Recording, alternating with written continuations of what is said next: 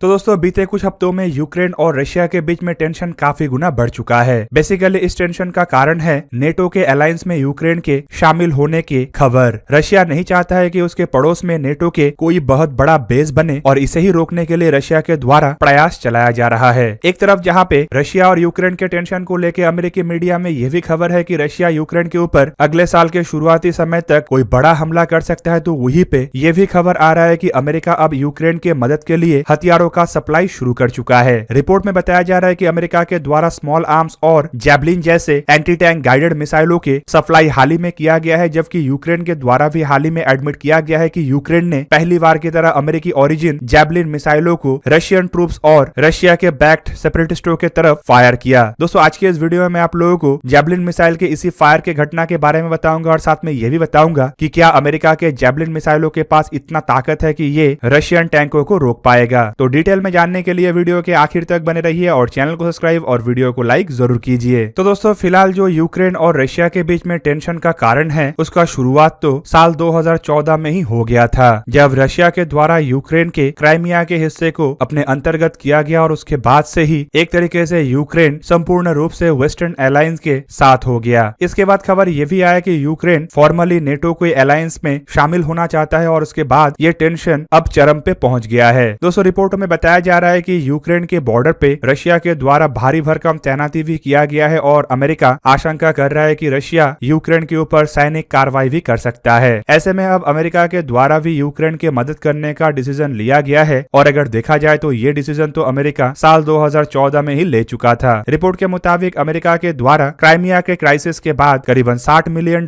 के हथियारों के एक डील यूक्रेन के साथ किया गया था, जिनमें अमेरिका के द्वारा जैवलिन मिसाइलों के सप्लाई यूक्रेन को किया गया है। डील के तहत पहला जैवलिन मिसाइलों की डिलीवरी अमेरिका के द्वारा यूक्रेन को अप्रैल 2018 में किया गया था और पहली बार हाल ही में यूक्रेन के एक टॉप इंटेलिजेंस एजेंसी के अधिकारी के द्वारा स्वीकार किया गया है कि यूक्रेन द्वारा ईस्टर्न दोनबास के क्षेत्र में अमेरिकी मेड जैवलिन मिसाइलों को फायर किया गया और वो भी रशियन ट्रूप्स और रशिया के द्वारा सपोर्ट किए जाने वाले अलगाववादी के विरुद्ध। बेसिकली दोस्तों 2014 में क्राइमिया के ऊपर कब्जा करने के बाद रशिया के तरफ से बड़े मात्रा में ट्रूप्स को डॉनबास रीजन के नजदीक तैनात किया गया है, जिनके द्वारा इस क्षेत्र में ऑपरेट करने वाले सेपरेटिस्ट ग्रुपों का मदद भी किया जाता है। और रिपोर्ट में यह भी बताया जाता है कि रशिया के इंटेलिजेंस एजेंसीज डॉनबास रीजन के अलगाववादी के मदद भी कर रहा है। जबकि इसके बाद जब 2018 में अमेरिका के तरफ से यूक्रेन को हथियारों का सप्लाई किया गया तो इसे अब यूक्रेन के लिए एक महत्वपूर्ण घटना के रूप में देखा जा रहा है, क्योंकि एक्सपर्टों का मानना है कि इससे यूक्रेन के ताकत में मजबूती होगा और यूक्रेन अब थोड़ा अधिक ताकत से रशिया का सामना कर पाएगा। पर दोस्तों फिर भी बड़ा सवाल यह है कि अमेरिका के द्वारा यूक्रेन को जिन जैवलिन मिसाइलों का सप्लाई किया गया है उसमें असल में कितना ताकत है और क्या ये रशियन टैंकों को तबाह करने में सक्षम है। अमेरिकी जैवलिन मिसाइलों को अगर देखा जाए तो इसे FGM-148 जैवलिन भी कहा जाता है और ये दुनिया के सबसे पहले बने हुए कुछ पोर्टेबल एंटी टैंक मिसाइलों में शामिल है। बेसिकली इन मिसाइलों को अमेरिकी आर्मी और मरीन कोर के लिए लॉकहीड मार्टिन और रैथियन कंपनी के ज्वाइंट वेंचर के द्वारा निर्माण किया गया है। दोस्तों जैवलिन मिसाइलों को अब तक अमेरिका के द्वारा इराक, अफगानिस्तान और सीरिया में लड़े गए लड़ाइयों में इस्तेमाल किया जा चुका है और इस तरीके के मिसाइल को सबसे प्रूवन या फिर कहे तो सबसे अधिक इस्तेमाल किए जाने वाले एंटी टैंक गाइडेड मिसाइलों में भी गिना जाता है। रिपोर्ट में बताया जाता है कि अब तक जैवलिन मिसाइल दुनिया में बने हुए हर तरीके के टैंक के खिलाफ कारगर है और ये मिसाइल दुश्मन के टैंक को ध्वस्त करने के लिए टैंक के सबसे कमजोर तरीन आर्मर मतलब टैंक के ऊपरी हिस्से में हमला करता है। दूसरी तरफ अगर अन्य फीचरों को देखा जाए तो किसी भी अन्य एंटी टैंक गाइडेड मिसाइलों के तुलना में जैवलिन मिसाइलों को फायर करने वाले क्रू काफी अधिक सेफ रहते हैं और दुश्मन के सामने काफी कम एक्सपोज होते हैं। रिपोर्ट में यह भी बताया जाता है कि जैवलिन मिसाइलों को अमेरिका ने ऐसे निर्माण किया है कि दुश्मन के मासिव टैंक इन्वेजन के बीच में भी इस मिसाइलों को इस्तेमाल किया जा सकता है और ट्रूप्स मिसाइल को फायर करने के दरमियान अपने आप को काफी अधिक तक छुपा के रख सकता है, मतलब जमीन से सट के या फिर जमीन में लेट के मिसाइलों का इस्तेमाल कर सकता है। दूसरी तरफ ये मिसाइल ही खाली एक बेहतरीन मिसाइल नहीं बल्कि इसका जो कमांड लॉन्च यूनिट मतलब CLU है ये भी काफी सोफिस्टिकेटेड इक्विपमेंटों से लैस है, जिनमें इंफ्रारेड सेंसर्स और मल्टीपल व्यूइंग मोड भी है। रिपोर्ट में बताया जाता है कि जैवलिन मिसाइल के लॉन्चरों में 4x optical zoom, 4x green light thermal view और 12x narrow vision zoom activated है, जो कि टारगेटिंग के लिए इस्तेमाल होता है। इसके अलावा मिसाइल के जो सीकर सिस्टम है उसमें भी 4 9x थर्मल व्यूइंग मोड है, जिससे मिसाइल काफी इजी तरीके से अपने टारगेट को स्कैन भी कर सकता है और काफी बेहतरीन तरीके से टारगेट को हिट भी कर सकता है। पर दोस्तों कुछ रिपोर्टों के मुताबिक इन मिसाइलों में इस्तेमाल होने वाले जो थर्मल व्यू है उसमें कुछ ऐसे खामियां हैं जिसके वजह से मिसाइल कई समय सही तरीके से उपयोग नहीं हो पाता है। रिपोर्ट में बताया जाता है कि इसके जो थर्मल व्यू सिस्टम है उसे समय समय पे ठंडा करना पड़ता है ताकि ये प्रॉपर्ली फंक्शन करे, और थ्योरेटिकली इसे ठंडा करने के लिए कम से कम 30 सेकंड का आवश्यकता है, जबकि बताया जाता है कि ये काफी हद तक वेदर के ऊपर भी डिपेंड करता है और कई समय इसे ठंडा करने के लिए लंबे समय का इंतजार भी करना पड़ता है। इवन अगर वेदर गर्म हो तो ऐसे थर्मल व्यू को ठंड होने में काफी लंबे समय लगता है, जो कि एक तरीके से फ्रीक्वेंटली मिसाइलों को लॉन्च करने में मुश्किलों का कारण बनता है। जबकि दूसरी तरफ ये भी रिपोर्ट है कि कई बार इस तरीके के मिसाइल मिस फायर भी हो चुका है, मतलब गलती से भी लॉन्च हो चुका है। पर मिसाइलों के जो की फीचर है वो है इसका फायर एंड फॉरगेट टेक्नोलॉजी, जो कि गनर को मिसाइल को फायर करने के तुरंत बाद ही छुपने का मौका देता है और मिसाइल के बारे में गनर को फायर करने के बाद कोई चिंता करने का आवश्यकता नहीं होता है। एडिशनल फीचर में इसमें टेंडम वॉरहेड का इस्तेमाल किया गया है, जबकि इसके अलावा target lock on before launch system का भी इस्तेमाल किया गया है। जबकि इसके अलावा मिसाइल में सॉफ्ट लॉन्च फीचर भी है, जो कि गनर को मिसाइल को फायर करने के बाद कवर पोजीशन में जाने में काफी अधिक मदद करता है। पर दोस्तों इन सभी चीजों के अलावा जेवलिन मिसाइल का जो सबसे बड़ा ड्रॉबैक्स है वो है इसका रेंज। रिपोर्ट के मुताबिक जेवलिन मिसाइल के अधिकतम रेंज है 2.5 किलोमीटर, जबकि जेवलिन से पहले बने हुए पुराने मिसाइलों का रेंज भी कई बार इससे अधिक है। रिपोर्ट के मुताबिक जो रशियन कॉर्नेट मिसाइल है उसका रेंज करीब 5 किलोमीटर है और ये जेवलिन से पुराना मिसाइल है। दोस्तों 2.5 किलोमीटर रेंज वाले मिसाइलों को अगर दुश्मन के टैंक के खिलाफ इस्तेमाल करना है तो कम से कम इसे टैंक से 2.5 किलोमीटर के रेंज में तैनात होना पड़ेगा, और ऐसे में गनर के लिए सेफ्टी का भी एक इशू बन सकता है, क्योंकि कई समय इस रेंज में ट्रूप्स भी तैनात होते हैं और साथ ही साथ टैंक के जो गन है उसका भी इफेक्टिव रेंज काफी अधिक होता है, जो ट्रूप्स के ऊपर आसानी से हमला भी कर सकता है। दूसरी तरफ इसके अलावा अगर जेवलिन मिसाइलों के सामना करने वाले टैंकों को देखा जाए, मतलब रशियन टैंकों को देखा जाए, तो रशिया के द्वारा हाल ही में अपने टैंकों को काफी उन्नत किया गया है और अब रशिया का टैंक इराक के लड़ाई में इस्तेमाल होने वाले टैंकों के जैसा नहीं है, बल्कि इसका आर्मर प्रोटेक्शन सिस्टम और एक्टिव प्रोटेक्शन सिस्टम पहले के मुकाबले में इतना आधुनिक बन चुका है कि बड़े आकार के एंटी टैंक गाइडेड मिसाइलों को भी ये झेल सकता है। और ऐसे में अगर जेवलिन जैसे छोटे रेंज के और छोटे आकार के मिसाइलों को देखा जाए तो उसके लिए रशिया के ये नया टैंकों को भेजना अब काफी मुश्किल होगा। दूसरी तरफ रशिया जो एक्टिव प्रोटेक्शन सिस्टमों का इस्तेमाल कर रहा है वो भी काफी घातक है और काफी बेहतरीन तरीके से दुश्मन के एंटी टैंक गाइडेड मिसाइलों को ये हवा में ध्वस्त कर सकता है। दोस्तों रशिया के पास फिलहाल T-72 और T-90 जैसे बेहतरीन टैंक है, जबकि रशिया अपने बेड़े में इससे भी अधिक ताकतवर T-14 आर्माता जैसे टैंकों को शामिल करने का तैयारी कर रहा है। और आपके जानकारी के लिए बता दूं कि T-14 आर्माता जैसे टैंकों को जेवलिन के द्वारा भेद पाना फिलहाल नामुमकिन है, जबकि T-90 जैसे टैंकों को अगर देखा जाए तो इसे भी जेवलिन आसानी से भेद पाएगा, ये कहना फिलहाल गलत होगा। कुल मिला के जेवलिन मिसाइल एक तरीके से यूक्रेन को मजबूती तो देगा, लेकिन अगर खाली जेवलिन मिसाइल के भरोसे यूक्रेन रशियन टैंकों के सामना करने के लिए आगे बढ़ता है तो ये यूक्रेन के लिए बड़े मुश्किल का कारण बन सकता है। जबकि दूसरी तरफ अगर रशिया के मुश्किलों को देखा जाए तो बिना जेवलिन मिसाइल के यूक्रेन का सामना करना जहां पे रशिया के लिए काफी आसान था, तो वहीं पे जेवलिन मिसाइल रशियन टैंकों के लिए ज्यादा बड़ा चुनौती तो नहीं बनेगा, लेकिन थोड़ा बहुत चुनौती का कारण बन सकता है। तो दोस्तों ये था आज का वीडियो। अगर आपको वीडियो अच्छा लगा तो उसे लाइक कीजिए और मेरे चैनल को सब्सक्राइब कीजिए और साथ में बना हुआ बेल आइकन को भी प्रेस कर दीजिए ताकि आप मेरा वीडियो देख पाए सबसे पहले। जय हिंद।